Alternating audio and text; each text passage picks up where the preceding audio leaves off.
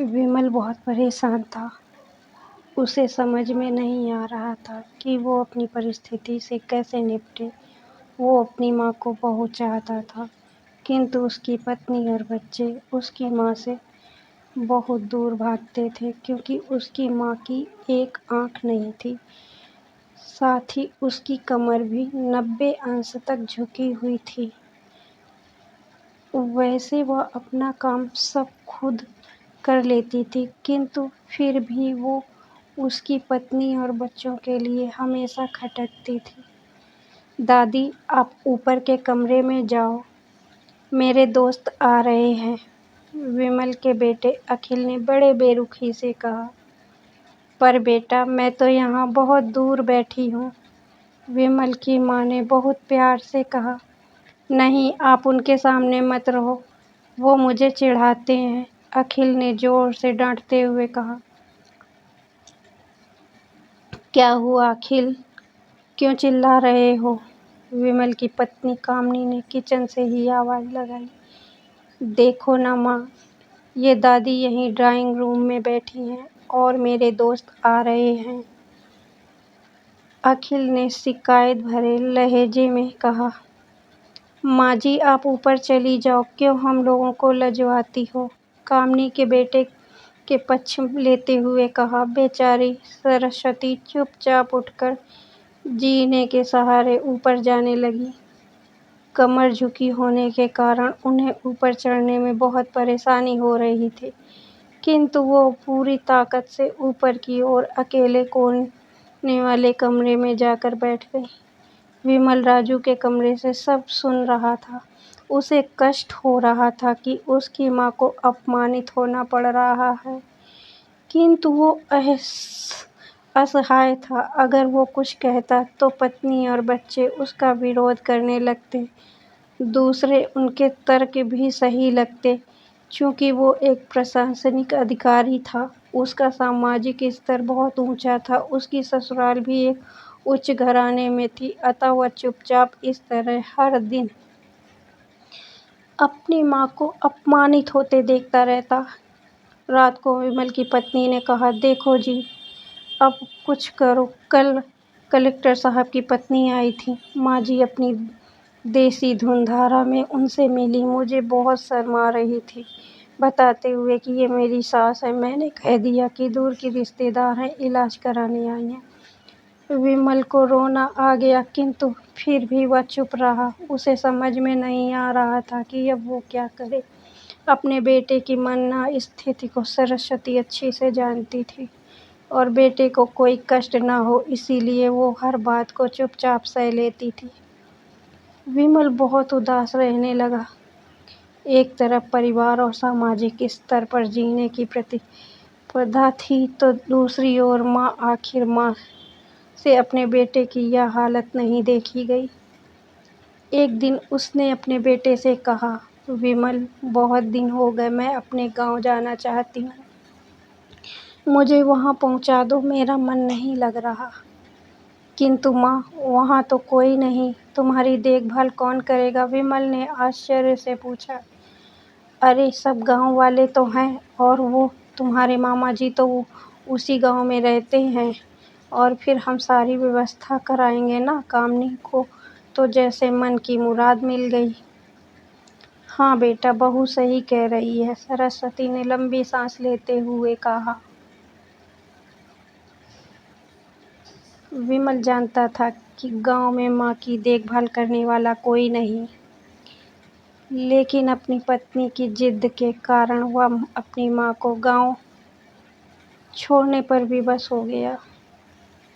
माँ को गांव छोड़कर आते वक्त उसे रोना आ रहा था तथा अपनी बेबसी पर गुस्सा भी आ रहा था, किंतु परिवार, पत्नी और समाज ने उसके इन भावनाओं को दबा दिया और वो सुकून सा महसूस करने लगा। कुछ दिनों बाद उसके चाचा, जो अमेरिका में रहते थे, आने वाले थे। जब विमल बहुत छोटा था, उसके पिताजी जीवित थे, तब वो भारत आए थे और उसके बाद वो अब भारत आने वाले थे। पूरा परिवार और आस पड़ोस बहुत उत्साहित था। अमेरिका से विमल के डॉक्टर चाचा आ रहे थे। डॉक्टर रमेश ने जैसे ही घर में कदम रखा, सबने मिलकर बहुत उत्साह से उनका स्वागत किया।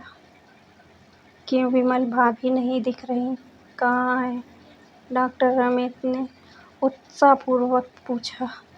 जी वो गांव में रहती हैं, यहाँ उनका मन नहीं लग रहा था, कामनी ने सपाट लहजे में उत्तर दिया। डॉक्टर रमेश ने विमल की ओर देखा तो विमल ने अपनी आंखें झुका ली।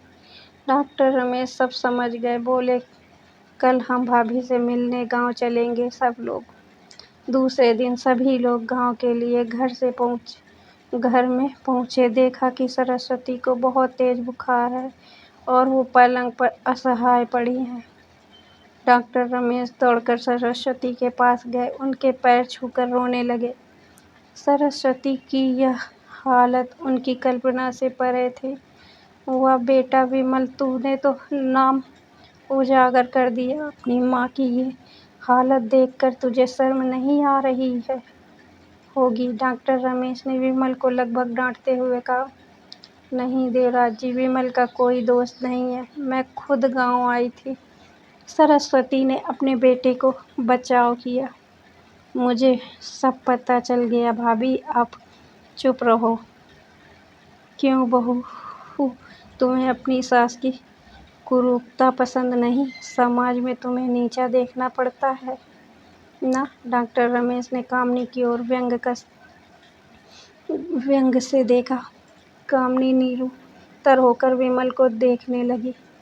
आज तुम जिस सामाजिक स्तर पर हो, वो इन्हीं के संघर्षों की देन है। और बेटा विमल, तुम्हें शायद मालूम ना हो कि बचपन में जब तुम 1 साल के थे, तब छत से नीचे गिरने के कारण तुम्हारी एक आंख फूट गई थी और तुम्हारी रीढ़ की हड्डी में भी समस्या थी। तब तुम्हारी इस कुरूप माँ ने अपनी एक आंख और अपना बोन मेरो तुम्हें देकर इतना सुंदर स्वरूप दिया था। कामनी बेटा, इतने सालों तक संघर्ष करने के बेटे को प्रशासनिक अधिकारी बनाने वाली इस संघर्षशील औरत की तुम लोगों ने यह दशा कर दी। तुम्हें ईश्वर कभी माफ नहीं करेगा। डॉक्टर रमेश की आंखों से आंसू जलधारा बह रही थी। अब भाभी, आप मेरे साथ अमेरिका जाएंगी, यहाँ इन स्वार्थी लोगों के बीच नहीं रहेंगी। डॉक्टर रमेश ने सरस्वती से कहा।